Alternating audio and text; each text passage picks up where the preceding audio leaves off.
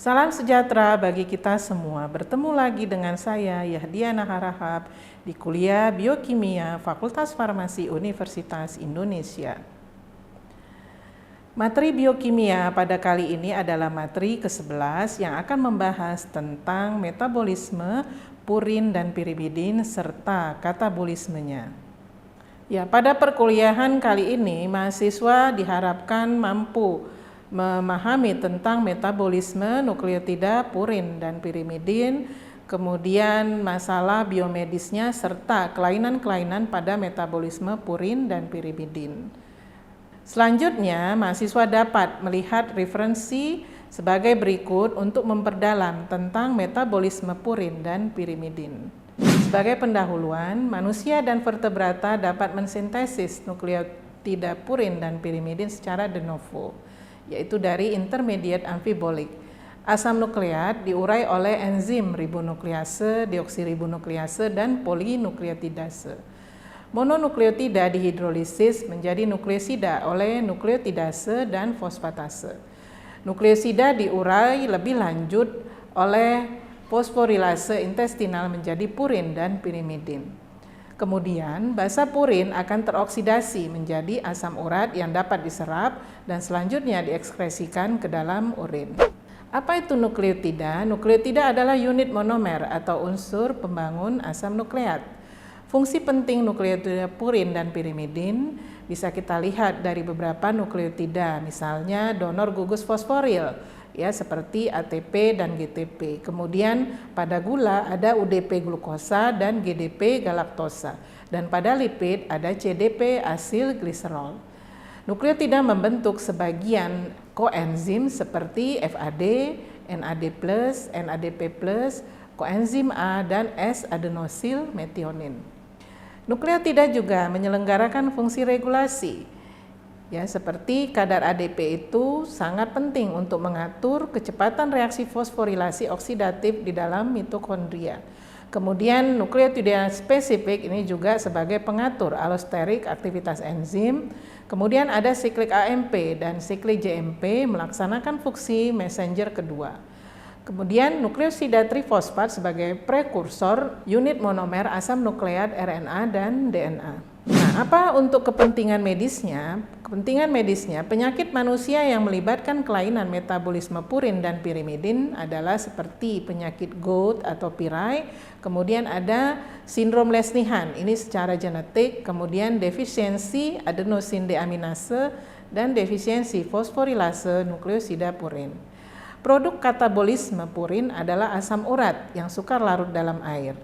Penyakit biosintesis pirimidin lebih jarang ditemukan karena tadi senyawanya mudah larut dalam air, tetapi kalaupun ada misalnya adalah asiduria orotat.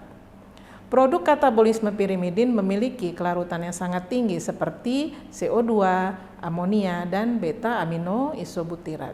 Sekarang kita masuk ke sintesis nukleotida purin. Pada sintesis nukleotida purin banyak melibatkan ya senyawa-senyawa seperti ya CO2, kemudian aspartat, 10 formil tetrahidrofolat, 5N5N10 metanil tetrahidrofolat, kemudian amida nitrogen dari glutamin dan glisin. Ada 3 proses yang berkontribusi dalam biosintesis purin. Yang pertama adalah sintesis dari intermediate amfibolik, ya, sintesis de novo. Kemudian yang kedua fosforibosilasi purin dan yang ketiga fosforilasi nukleosida purin. Ini adalah biosintesis purin dari ribosa 5-fosfat dan ATP. Ya, para mahasiswa bisa melihat di sini ya banyak ya tahap reaksinya sampai nanti diperoleh nukleotidanya itu adalah inosin monofosfat atau IMP. Jadi biosintesis purin hasil akhirnya adalah IMP, inosin monofosfat. Nah, pada jalur reaksi ini ya untuk konversi IMP menjadi AMP dan GMP, sintesis AMP membutuhkan GTP sebagai sumber energi dan sintesis GMP membutuhkan ATP. Jadi ada silang begitu ya. Reaksi pertama pada setiap jalur akan dihambat oleh produk akhir pada jalur tersebut. Nah, ini biasanya akan mempengaruhi perubahan IMP pada sintesisnya.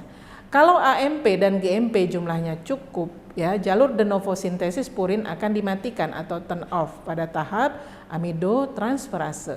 Nah, kemudian yang penting adalah para mahasiswa harus memahami, ya, jumlah, ya, basa purin dan pirimidin, purin terutama purin tidak boleh terlalu banyak di dalam tubuh. Maka ada namanya purin salvage pathway, yaitu jalur penyelamatan purin. Jadi purin tersebut dalam bentuk basa harus diubah menjadi bentuk nukleotidanya. Jadi ada dua proses, yang pertama adalah fosforibosilasi adenin, hiposantin dan guanin. Kalau adenin menjadi AMP, kemudian hiposantin menjadi IMP, dan guanin menjadi GMP. Jadi supaya mereka selalu berada di dalam bentuk nukleotidanya.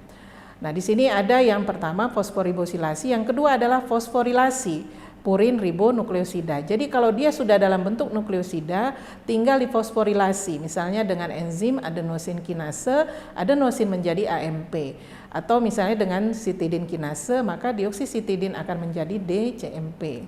Nah, kemudian setelah kita mempelajari tentang biosintesis, ya, atau metabolisme purin, selanjutnya adalah katabolismenya. Bagaimana purin itu kemudian akan didegradasi di dalam tubuh. Nah, hasil akhir dari katabolisme purin adalah asam urat. Nah, asam urat ini sukar larut di dalam air, sehingga kalau dia menumpuk, ya, terlalu banyak jumlahnya dalam tubuh, maka ada yang disebut sebagai penyakit GOUT atau pirai. Nah, di sini bisa dilihat, ya, bagaimana katabolisme purin menjadi asam urat. Kemudian yang kedua adalah biosintesis pirimidin. Tadi kita sudah melihat bahwa pada biosintesis purin hasil akhirnya adalah IMP. Nah, pada pirimidin di sini bisa terlihat, ya, bahwa hasil akhirnya adalah dalam bentuk CTP, kemudian nanti ada TMP, ya, itu adalah nukleotida bentuk pirimidin. Di sini juga ada jalur penyelamatan pirimidin, ya, atau pirimidin salvage pathway. Jadi pirimidin itu juga dihindari, ya, dia dalam bentuk basa atau dalam bentuk nukleosidanya. Maka misalnya uridin itu harusnya diubah menjadi uridin monofosfat, ya, dengan adanya ATP. Kemudian ATP akan memfosforilasi uridin, ya, dengan enzim uridin sitidin kinase. Nanti sitidin menjadi CMP.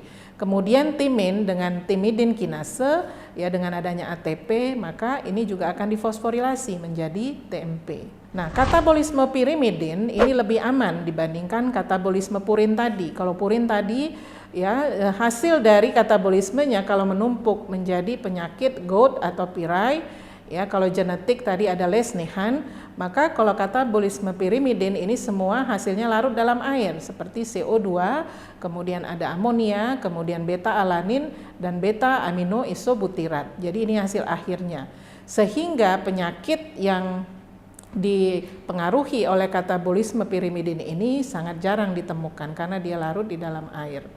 Nah, ini adalah beberapa kelainan metabolisme purin dan pirimidin, ya, para mahasiswa bisa membacanya, nanti juga bisa menggali lagi, ya, dari referensi yang sudah diberikan. Demikianlah perkuliahan kita dengan materi metabolisme purin dan pirimidin. Selanjutnya kita akan membahas tentang kanker dan faktor pertumbuhan. Terima kasih telah mengikuti perkuliahan materi 11 ini. Sampai ketemu lagi di kuliah selanjutnya. Salam sejahtera bagi kita semua.